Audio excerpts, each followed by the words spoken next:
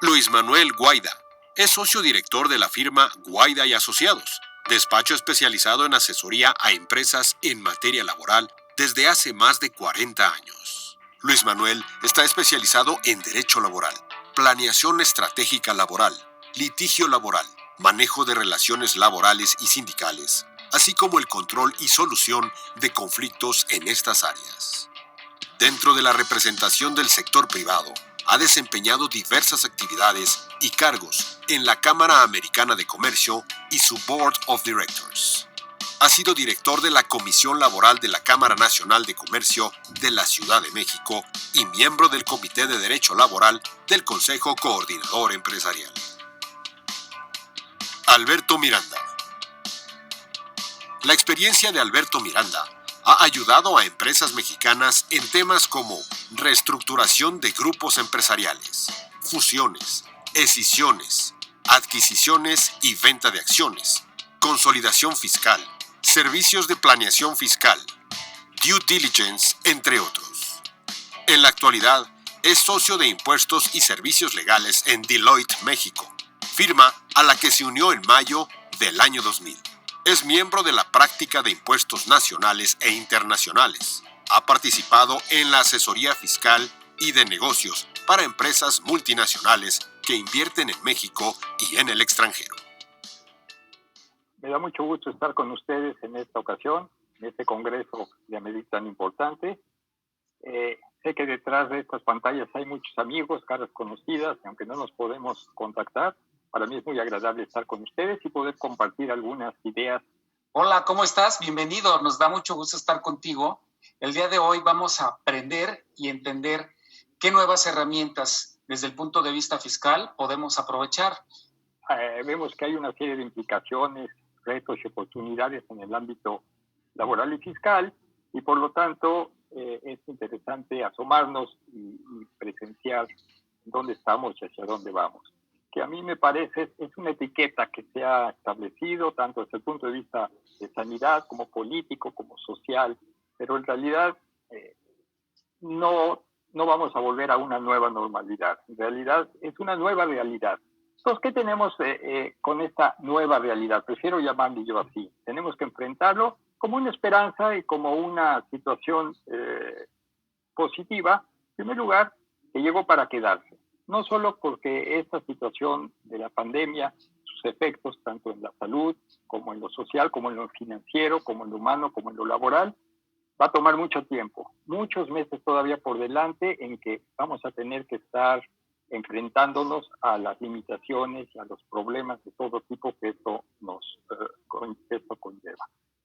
Pero por otro lado, también una vez que saldremos de esta necesariamente, afortunadamente, va a ser muy diferente la realidad en la que nos vamos a mover en los negocios. Vamos a tener que ser más proactivos, vamos a tener que ser más creativos y por lo tanto es el momento de asomarnos un poco al futuro para poder empezar a trabajar sobre él. Dentro de estas circunstancias aprendimos a operar y nos reinventamos, tanto como organización, como empresa, como personalmente. Adquirimos nuevas competencias. Somos diferentes, podemos actuar de manera diferente, podemos enfrentar los retos de manera diferente. Tuvimos que hacerlo.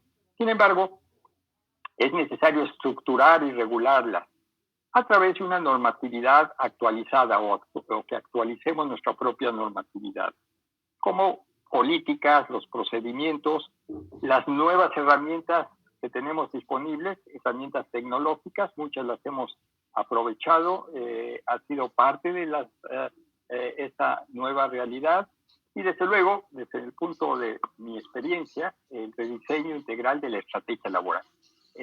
Tenemos que ver qué es lo que necesitamos, qué es lo que la organización necesita hacia adelante en estas nuevas circunstancias, en esta nueva realidad, para enfrentar los retos y desde luego, pues, para salir adelante. Un ejemplo de estas nuevas herramientas o de estas nuevas circunstancias es el trabajo remoto, o como coloquialmente hemos etiquetado a esta forma de trabajo, el home office. el cual, bueno, pues algunas organizaciones, algunas empresas lo habían estado explorando en una forma gradual, tentativa. Sin embargo, el futuro nos alcanzó, llegó la pandemia y tuvimos que en la mayoría de las organizaciones acudir a esta alternativa de trabajo.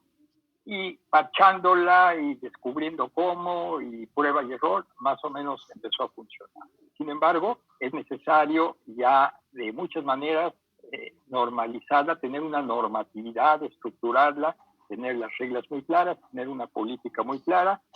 Yo les ofrezco a quienes nos están escuchando, a nuestros participantes, en nuestra página tenemos algunas presentaciones y algunas ideas sobre esta normatividad o esta organización de lo que es el trabajo remoto. Y entonces a lo que nos lleva esto es a recordar como metodología la planeación estratégica laboral. Una planeación en donde tenemos que determinar una serie de circunstancias que son, literalmente, como lo decía, es asomarnos al futuro, traerlos al presente y empezar a trabajar sobre él. La metodología la conocemos muy bien. Primero tenemos que determinar los objetivos, qué es lo que necesitamos, qué es lo que necesitamos en el presente y en el futuro inmediato, qué es lo que deseamos. Y es muy válido buscar y encontrar qué es lo que en un momento dado son los objetivos ideales de la organización y qué nos estorba, qué problemas tenemos, cuáles son los obstáculos que tenemos para resolverlo. Luego, pues pasar a la parte de planeación, que es el qué hacer, cómo hacerlo, cuándo hacerlo, quién lo va a hacer. Es decir, tener más focalizada ya el plan en particular, tener literalmente un cronograma de trabajo a través del cual vamos a implementar esta estrategia, desde luego con el objetivo muy claro de que tiene que ser cambios controlados, cambios seguros, cambios graduales y sobre todo muy focalizados a lo que realmente ya encontramos y determinamos que necesitamos. Sin embargo, dentro de esto tenemos que tener presente, y por eso aquí lo hago en forma deliberadamente escandalosa, las nuevas obligaciones legales laborales que tenemos, derivados de, bueno, todo esto ya lo hemos vivido y lo entendemos, la reforma laboral, la entrada en vigor del TEMEC y de todas estas nuevas circunstancias en las que nos estamos moviendo. Que, por un lado, la pandemia, los efectos de la pandemia nos ha conllevado focalizarnos en los problemas actuales que tenemos, de los cuales algunas organizaciones ya afortunadamente están saliendo, pero dejamos de ver estas nuevas obligaciones que necesariamente tenemos que cumplir por ser muy, muy importantes. Para recordarlas también de una forma superficial, tenemos la limitación del tiempo, esto es simplemente una revisión a ojo de pájaro, algo muy general.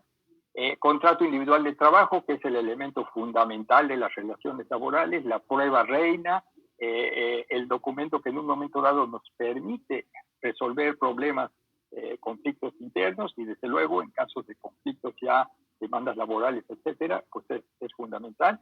Y bueno, ahora el contrato, para decirlo claro y pronto, el contrato que teníamos, el que está ahí archivado de cada uno de nuestros empleados, probablemente no está completo, no está actualizado, no tiene los elementos que ahora la Ley Federal de Trabajo nos establece que debe contener para que sea válido, y entonces hay que revisarlo, hay que actualizarlo, hay que adecuarlo. También todo lo que aquí lo pongo en una forma muy general, la documentación probatoria, es decir, en un momento dado, frente a un conflicto, sabemos lo que son los juicios. Debo decirles también en forma muy rápida, muy superficial, los problemas en los juicios, si bien existían, ahora vienen en una forma muy, muy, muy complicada por los problemas y la situación de cierre de las juntas de conciliación y arbitraje y por la transición que se va a hacer a los juzgados laborales. Y hay un rezago inmenso y los juicios se van a prolongar.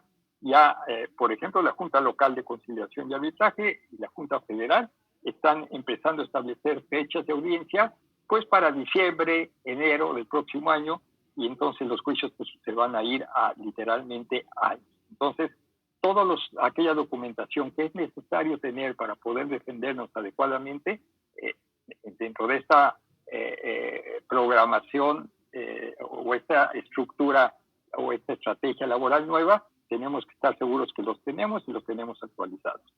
Y también tener presente le llamo los nuevos derechos individuales, todo lo que tiene que ver con no discriminación, con no violencia dentro del centro de trabajo, trabajo infantil, etcétera, etcétera. Todo derivado de las obligaciones del TEMEC, de las obligaciones en la Ley Federal del Trabajo y de los convenios que hemos celebrado con la OIT, la Organización Internacional del Trabajo. Y más importante, por los términos y por los contenidos, también asomarnos a las relaciones colectivas de trabajo, tener presente qué es lo que se necesita. Saber, para aquellas empresas que tienen relaciones sindicales, que el sindicato tiene que actualizar su registro en ese nuevo organismo que será el Centro de Conciliación y Registro Laboral. Tiene que tener, digamos, una nueva autorización para funcionar. No es el término legal, pero es como lo podría yo explicar. Y desde luego también revisar y registrar y que sean aprobados por parte de esta autoridad sus estatutos sindicales. Es algo que tiene que ser nuestro sindicato. Tenemos que estar seguros que lo está haciendo bien, tenemos que hacerlo en forma coordinada y no solo, vale la aclaración, no solo en los casos en que tenemos un sindicato y un contrato colectivo activo, sino inclusive en aquellos esquemas, aquellos modelos de sindicatos de prevención, yo le llamo, eso de protección no me gusta mucho. Cuando tenemos este esquema de prevención, pues de igual manera tenemos que estar seguros que se está actualizando todo para en su momento, si va a ser necesario que continuemos con este esquema, que pueda estar viable y funcionando. Por otro lado, también aquellas empresas que tienen un contrato colectivo, el caso que mencionábamos hace un momento, tenemos que llevar a cabo el proceso de legalización, dice la ley. Es un término muy desafortunado porque los contratos colectivos actuales son legales, están registrados, están celebrados, están firmados, no es que sean ilegales, están legales. Más bien, lo que la ley quiere decir o lo que quiso el legislador decir es una validación. Hay que validar los actuales contratos colectivos a través de un procedimiento también especial. Ojo, donde se tiene que, y aquí entramos a la parte muy delicada, muy importante, el 50%, el 50 más 1 de los trabajadores, mediante un voto libre, secreto y directo, tiene que aprobar, tiene que estar de acuerdo con ese contrato colectivo. Y simplemente con esto tendrán ustedes presente las complicaciones que pueden convenir con este procedimiento. Y también, bueno, tener presente también los nuevos derechos colectivos, todas aquellas disposiciones contenidas en la ley, como lo mencionaba la forma de que los trabajadores pueden y deben votar, la apertura de la información financiera del sindicato hacia los propios trabajadores, etcétera, etcétera. Es una parte también muy importante que tenemos que ver.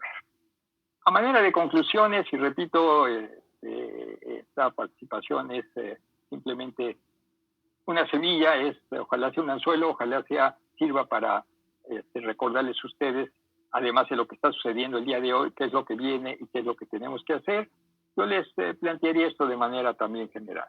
Es conveniente, como ya lo he dicho en una ocasión, tener presente el futuro inmediato, lo que viene, y hacer algo con él. O sea, tenemos que empezar junto con lo que está sucediendo en este momento, tenemos que pensar o voltear, focalizarnos en qué es lo que viene para empezar a trabajarlo, para empezar a prepararnos. Si no, el problema es que en un momento dado nos va a sorprender ese futuro cuando sea un presente, cuando sea ya urgente, cuando ya sea prioridad A y cuando ya no tengamos el suficientemente tiempo para estar preparados. Es necesario que nos adaptemos a las circunstancias actuales y a las que se presentarán en el mediano plazo. Hay que estar en el presente, hay que estar resolviendo los problemas que tenemos de salud, los financieros, que son muy graves en la mayoría de las organizaciones en este momento, pero al mismo tiempo tenemos que tener otra parte de nuestro cerebro, otra parte de nuestra atención, empezando a mirar hacia ese futuro. Y bueno, algo muy importante, sobre todo para quienes ejercen la función, yo veo que nunca como ahora, después de mucho tiempo de que no fue tan importante la función, ahora la función, el manejo y la administración de las relaciones laborales ha tenido una gran importancia y tendrá una gran importancia. Se necesita personas preparadas, se necesita personas con experiencia, se necesita personas con creatividad, que tengan todas las competencias necesarias para desarrollar la función.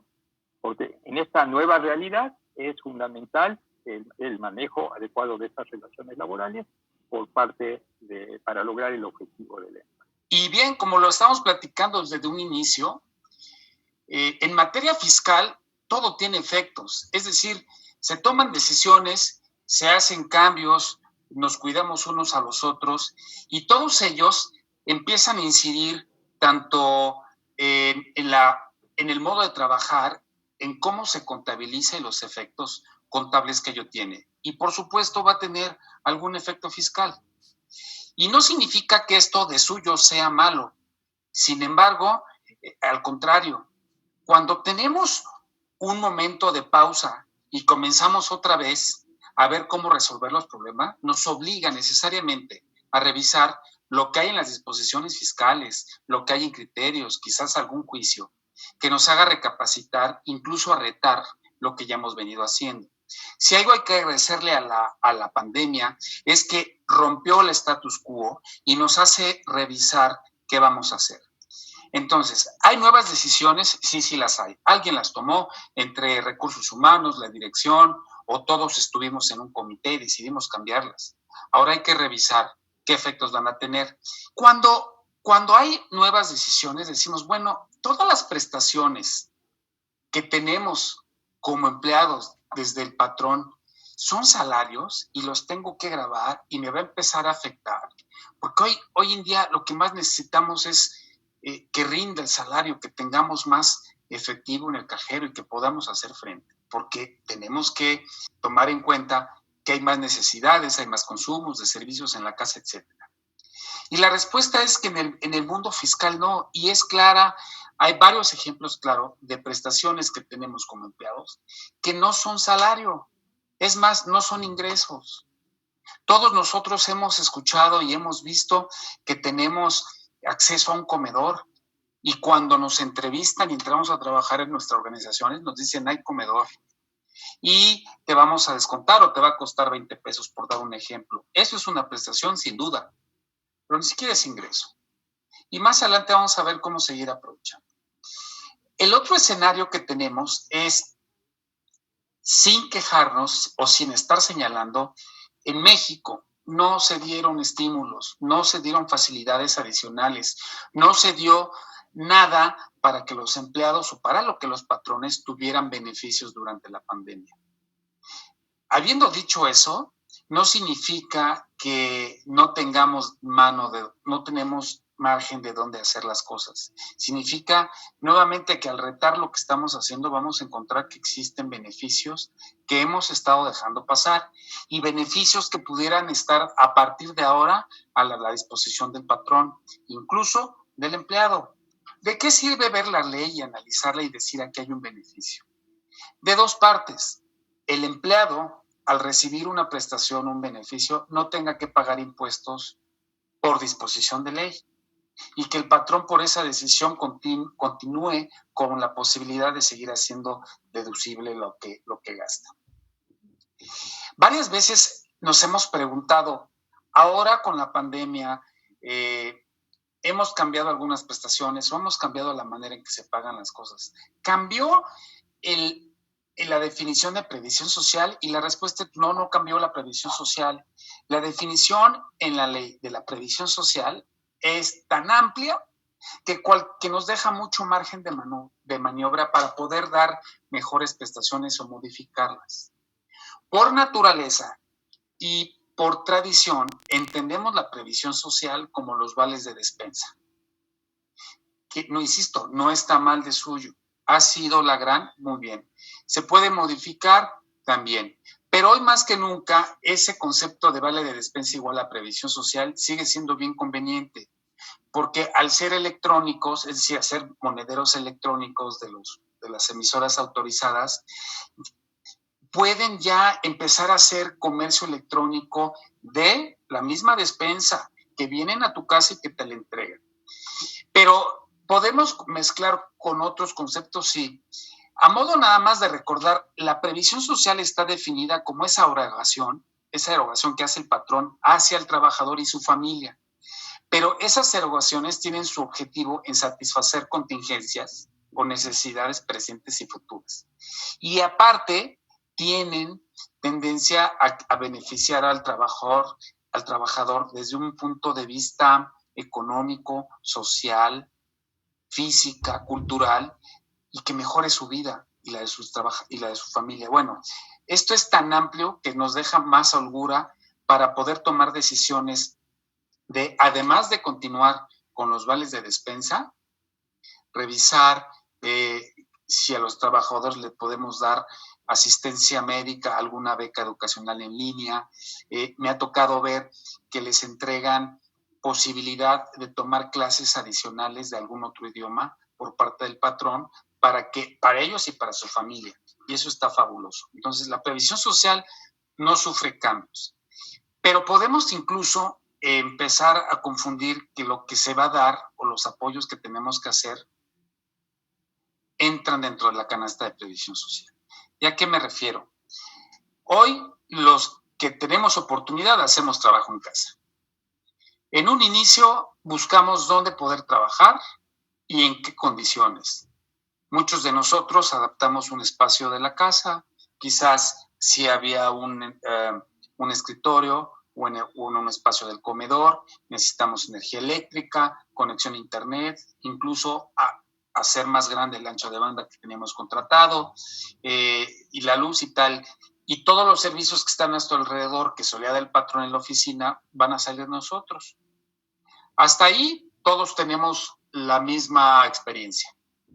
Algunos patrones dijeron, yo me obligué contigo cuando entraste a trabajar aquí en darte seguridad civil, servicios y herramientas de trabajo. ¿Por qué? Porque vas a estar aquí haciendo labores para que yo pueda cumplir mi objeto social. Pero ahora estás en tu casa. ¿Qué te parece si te entrego una tarjeta para que con ella compres material en tu casa? Que puedas hacerte una impresora o de una pantalla, o que incluso puedes comprarte una silla ergonómica para que no te duele. Hay muchos ejemplos y sucedieron. O te ayudo a pagar la luz, o te ayudo a pagar un pedacito de la renta, etcétera. ¿Todo eso es válido? La respuesta es sí. ¿Y qué significó ello? Que como el patrón sigue obligado a proveerte herramientas de trabajo, proveerte de todo ello para que sigas trabajando para cambio tu salario para el objeto social, el patrón no significa que esté dando nuevas prestaciones, significa que te está dando herramientas de trabajo que antes no la tenías, en efecto, porque antes estabas en la oficina. Ahora estamos en nuestra casa, el patrón está ayudando, y ayuda entre comillas, está obligándose a proveerte. Bueno, pues eso son herramientas de trabajo. La primera reacción cuando nos dan ayuda y la primera reacción cuando empezamos a recibir recursos para poder trabajar de manera remota es incluirla en la nómina, puede ser timbrarla dentro de la nómina. Oye, pero si te den un monedero electrónico, ¿sí la vamos a timbrar en la nómina? Si nos vamos a las disposiciones de ley, es clarísimo que señala que las herramientas de trabajo no son ingreso. ¿Y qué significa que no sean ingreso? Bueno, ya ni siquiera discutimos si está exento. Para que una operación esté exenta, primero tuvo que estar grabado. Y pongo un ejemplo, si yo me quiero secar de la humedad, primero tuve que estar mojado, primero tuve que estar en la lluvia, si no, no me puedo secar. La ley no puede exentar algo que ni siquiera está grabado. Y para que esté grabado, primero tiene que ser un ingreso. Y la disposición señala que las herramientas de trabajo no son ingreso. Entonces, decimos, oye, esto no significa que sea un estímulo fiscal, pero significa que podemos tomar mejores decisiones al saber que si yo voy a entregar recursos económicos, materiales, no significa que estoy dando una prestación que sea un ingreso. Cuando dije económico no me refiero a estar depositando como parte de la nómina en efectivo, me refiero a medidas de pago para que se gasten por cuenta del patrón. Pero, regreso, no significa que sea un ingreso, y eso, la verdad, nos ha dejado mejor parados a todos, a los patrones y a los trabajadores tienen mejores condiciones. 2, Alberto, nosotros teníamos un hermoso comedor dentro de las oficinas donde todos los empleados venían y comían diario y cumplíamos con los topes de ley. Y una de las provisiones de la ley señala que para que sea deducible tiene que estar en beneficio de todos los trabajadores, a su disposición, y no hay nadie en la oficina. Se me está convirtiendo en un gasto no deducible, puede ser, pero además la gente ya no tiene esa prestación. Nada más que revisando las notas y revisando todo el entramado legal, la ley de ayuda alimentaria permite que se dé comedor, sí. De manera tradicional, sí, lo dispone. Un espacio físico con un comedor industrial para que ahí los trabajadores consuman sus alimentos a la hora de la comida. O contratar a alguien para que vaya ahí y prepare los alimentos y los empleados coman. O contratar a una cadena restaurantera para que la gente vaya a esa cadena, o no necesariamente cadena, a esos establecimientos, coman, se lleven unos controles. Dices, oye, vinieron 20 trabajadores, la factura es equivalente al comedor, sí. Y la propia ley de ayuda alimentaria señala que si todas las que acabo de platicar, pueden ser administradas por una compañía de vales. Entonces, quiere decir que si yo le pido a una compañía de vales que me dé vales en monederos electrónicos para que sean consumidos en restaurante con las mismas reglas del impuesto sobre la renta, es decir, de los topes, es como si yo tuviera el comedor industrial. ¿Por qué hizo esto? ¿Por qué está esto en el entramado? Porque los tiempos cambiaron y no todos los lugares se puede tener un comedor físico, pero de manera virtual, a través de los monederos, puedes tener los mismos efectos fiscales de tener un comedor. Al igual que la herramienta de trabajo, la propia ley de impuesto sobre la renta señala que el comedor no es ingreso. Entonces, si no es ingreso, ni siquiera está grabado y ni siquiera ya voy a discutir si está exento. Y además, si no es ingreso, no traslapa la previsión social, porque no es ingreso, como antes ya venía sucediendo. Entonces, los patrones descubren esto, se los platicas y empiezan a repartir esos monederos electrónicos para consumo de comedor, donde se aceptan nada más en restaurantes o en fondas que tienen banda para pagar con banda magnética, etcétera. Y es como si tuviera el comedor, de tal manera que sigues dando esa prestación, de tal manera que tus empleados siguen estando bien comprometidos y de tal manera que sigue siendo deducible para ti, patrón, y de tal manera que no es ingreso para el trabajador. Y eso, insisto, son de los estímulos fiscales que no lo son, de hecho, pero que cuando los descubres que se pueden ejecutar, saben a un estímulo fiscal, saben a un descubrimiento así fantástico que ya estaba dentro de la ley. Eso lo debemos de agradecer al cambio de paradigmas y al cómo ahora estamos haciendo nuevas decisiones con nuevos efectos. Luis Manuel, ya estamos viendo esta nueva normalidad. Primero se hacen las cosas y luego se regulan. ¿Está en puerta algún tipo de cambio laboral, de un tipo de cambio en la legislación que empiece a igualar la conducta con la regulación? No tiene nada que ver con los temas que traté yo y los muy importantes que trataste tú. En realidad, pues tenemos una serie de grandes cambios que, bueno, ya los conocemos. Yo traté nada más de tocarlos superficialmente. Pero en puerta, y creo que sí viene, en algún momento dado va a concretarse, es todo aquello toda esta intención de regular, o yo diría de sobre-regular, el outsourcing o el trabajo en régimen de subcontratación. Sabemos, para decirlo muy pronto, sabemos que la tendencia del gobierno, del Congreso, de algunos de los sindicatos asociados a las ideas de este gobierno, están buscando tener una mayor control, una mayor restricción a todo lo que tiene que ver con outsourcing. Eso por un lado. Y por otro lado también, curiosamente, y esto sí es relevante para nuestros temas, es la parte del teletrabajo, el home office, o como le llama la ley, el trabajo remoto, ¿no? También se encontró, como tú dices, generalmente los cambios legislativos vienen a posteriori, la realidad es la que manda, la realidad se impone y después viene ya los ajustes, ¿no? Yo decía, dentro de la empresa tenemos que ajustarnos y tener esta normatividad interna para controlar, para organizar, para estructurar, para establecer los derechos y las obligaciones de todo lo que tiene que ver con el trabajo remoto. Pero también ya hay unas iniciativas, están gestando, obviamente ahorita no es el mejor momento, pero seguramente en un futuro no muy lejano, también se va a tratar de regular el trabajo remoto. Yo cerraría comentándoles relacionado con reformas que pudieran darse. El Ejecutivo tiene hasta el 8 de septiembre para presentar su paquete económico para el 2021. Veremos si dentro de ese paquete el Ejecutivo decide proporcionar algún tipo de estímulo o algún tipo de cambio en la legislación relacionado con las prestaciones que tienen los empleados y quizás aumentar la deducción de las prestaciones exentas, quizás dejar sin efectos algunos gravámenes. En todo caso, nos estaremos enterando. En todo caso, la MEDIR está muy al tanto y hace de su conocimiento a todos ustedes. Cualquier duda y comentario con la MEDIR se puede dar. Y pues yo nada más me resta agradecerles a ti, Luis Manuel, y a todos ustedes que se conectaron para ver estas charlas que tenemos desde la parte fiscal y legal. Y por mi parte es todo. Muchas gracias. Un final comentario. Como lo señalas, va a ser interesante, hay que estar atentos a ver cómo viene este paquete fiscal y de ingresos.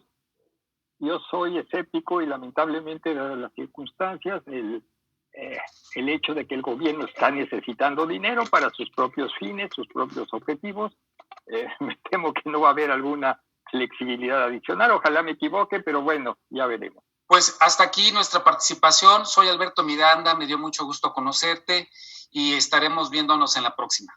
De igual manera, repito, fue muy agradable para mí estar con ustedes, aportar de alguna manera, como dije, una pequeña semilla, un foco de interés, agradecer la invitación a MEDIR.